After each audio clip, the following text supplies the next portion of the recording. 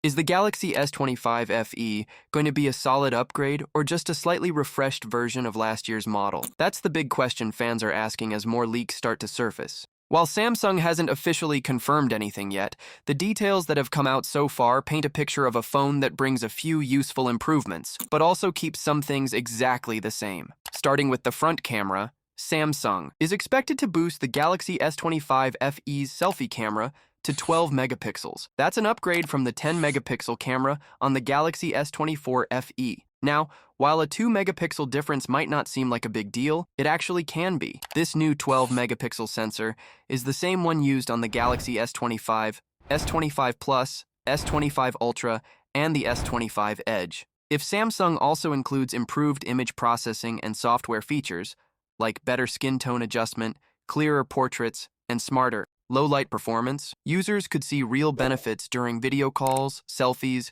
and social media content creation. That being said, the upgrades seem to stop there for now. The rear camera setup isn't expected to change much. The S25 FE will likely keep the same 50 megapixel main sensor found on the S23 FE and S24 FE. While this main camera does a solid job in most lighting conditions, the other two cameras, the ultra-wide and telephoto, are not expected to receive any upgrades. This means wide shots and zoomed-in photos may not see better quality compared to previous models. This could be disappointing for users who were hoping for a stronger overall camera system. It's clear that Samsung is focusing on keeping costs down by reusing some hardware, which makes sense for a fan edition model, but it also means that people looking for a big camera leap might not get it this time. The processor is another area where things remain uncertain. Rumors suggest that Samsung may stick with the Exynos 2400E chipset, which was also used in the Galaxy S24 FE. While this chip offers decent performance for everyday tasks, it doesn't quite match up to the newer Snapdragon processors used in other regions. If Samsung does go with the same chip again, it could limit the phone's performance when it comes to gaming, multitasking, and future-proofing.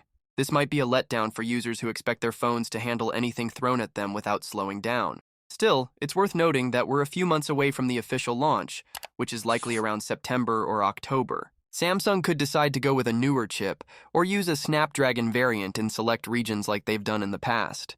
So it's not final yet, and there's still room for change. When it comes to other important specs like battery capacity, screen size, charging speed, and display refresh rate, there haven't been any reliable leaks so far. Many users are hoping for faster charging, a battery that lasts longer through the day, and a smoother display with at least a 120 Hz refresh rate.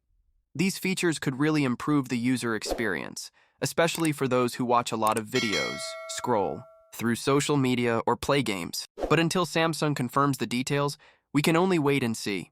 In the end, the Galaxy S25 FE looks like it will offer a decent balance of features for its price, especially if Samsung nails the pricing. The front camera upgrade is nice, and the main rear camera still holds up well. But for those who are expecting a major jump in power or camera capabilities, it might fall a little short. Fan edition phones have always been about bringing premium features to a more affordable price point. If Samsung gets the balance right again, the S25 FE could still be a popular pick among users who want solid performance without the high price tag.